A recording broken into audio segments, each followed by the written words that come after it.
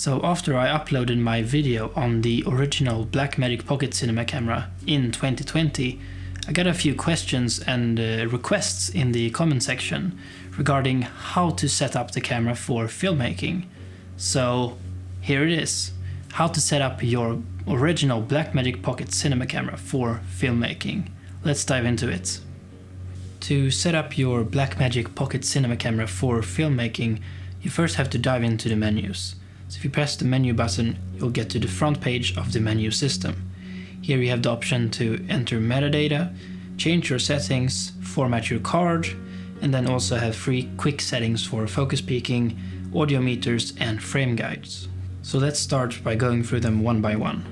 If you go into the first option, metadata, here you can enter some information that gets passed along as metadata with your files.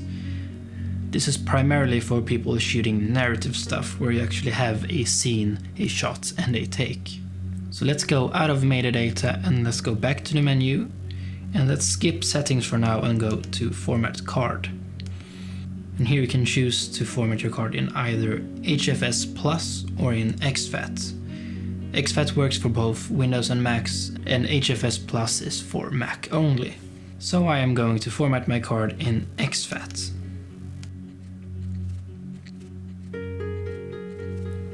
And then we are done.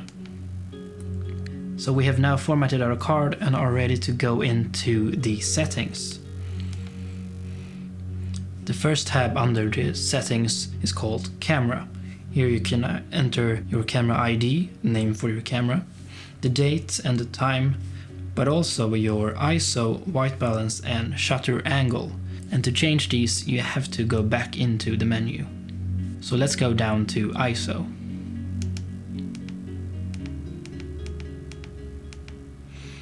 In ISO you can change from 200, 400, 800 and 1600.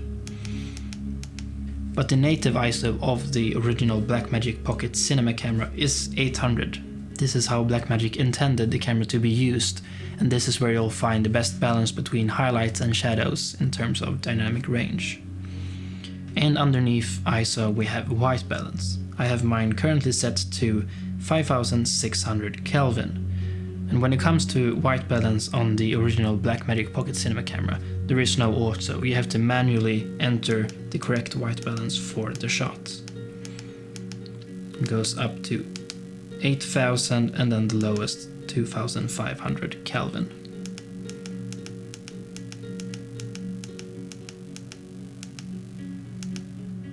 And after white balance we have shutter angle.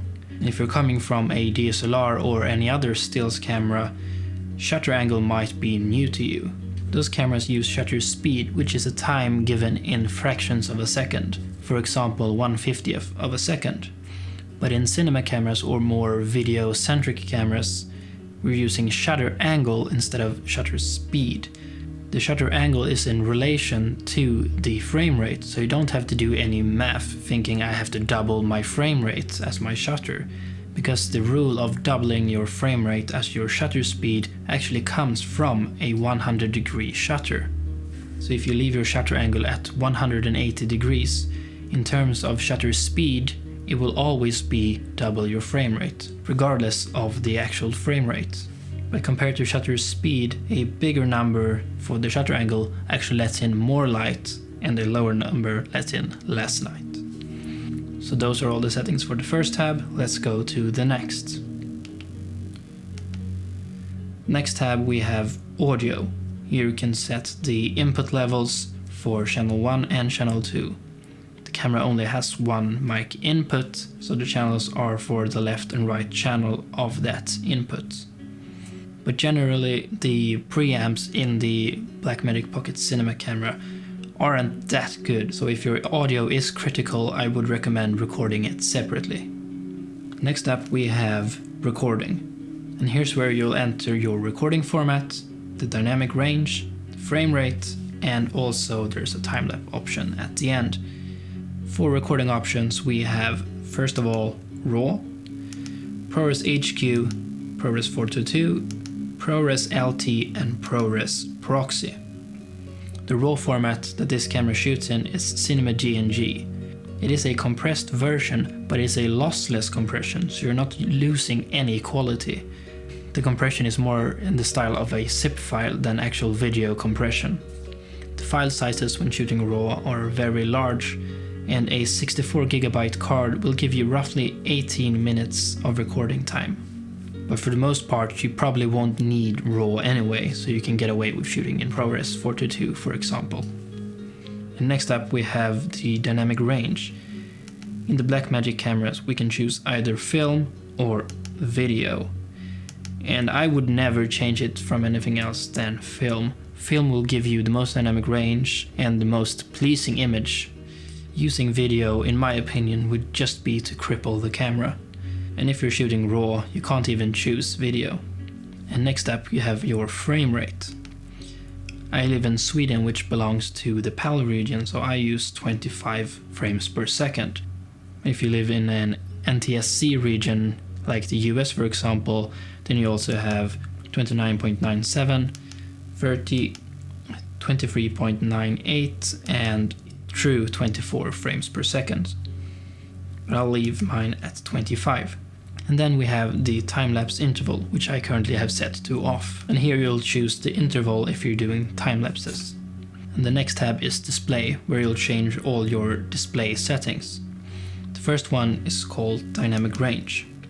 Here you can actually choose a different dynamic range profile to display on your screen compared to the one you're recording in. You can choose to display video even if you're recording in film.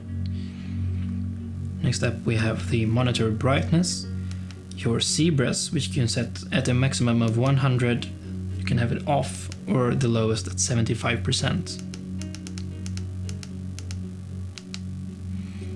Your language, which I have set to English, your frame guides, which you can set to an aspect ratio at 2.39 to 1 for example, or you can use rule of thirds or safety guides for example. But as you can see, there's no option of turning it off here, but we'll get to that very soon. And next up you have your guide opacity, which determines how dark the bars are that make up your frame guides. Next up you have your LCD overlay, which I've left to on. After that we have HDMI overlay, which determines what you send to your external monitor. You can either have it status, guides, all, or off.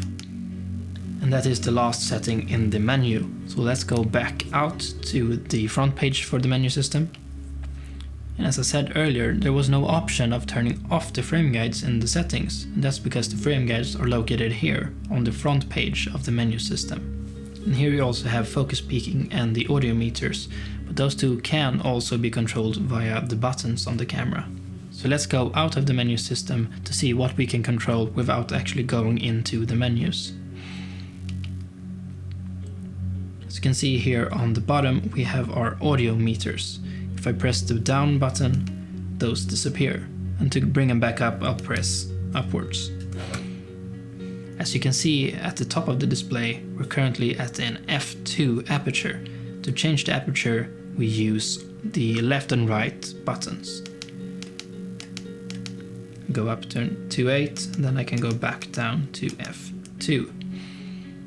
And if you need to hit critical focus, you can double tap the OK button to magnify the screen. If you want to toggle focus peaking on and off, you double tap the focus button. And of course it's hard to see now since the screen is all black, but that's how it works. If you want to skip going into the front page of the menu like this, you can instead hold down the menu button for a second and then you go straight into the settings. And on top of the camera you have your play button for playing back footage and also your record button for recording footage. And that's how you set up your pocket camera for filmmaking.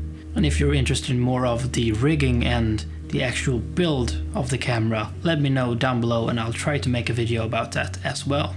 And I just want to take a moment to say thank you to every single one of you who have subscribed to this channel. We just hit 500 subscribers and I have no plan to stop delivering content to you, so let's just grow together and see where we end up. But that wraps it up for this video. Like the video if you liked it, subscribe if you want to see some more, and I'll see you next time.